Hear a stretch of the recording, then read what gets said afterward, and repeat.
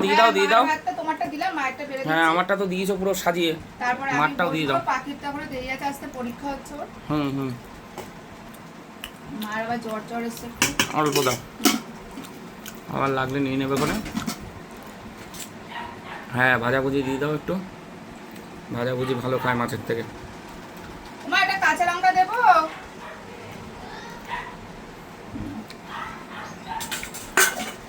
আনতে পারছে না, সে আমি দেখছি। আর পুঁই শাকটা দিয়ে দিই। পুঁই শাক দিয়ে দাও, হ্যাঁ পুঁই শাকটা দিয়ে দাও, পুঁই শাকটা পাতে দিয়ে দাও, খেয়ে নেবে কেন। তো বন্ধুরা খাবার বাড়া চলছে মার জন্য, আমি অলরেডি নিয়ে নিয়েছি। আমার অলরেডি দিয়ে দিয়েছে।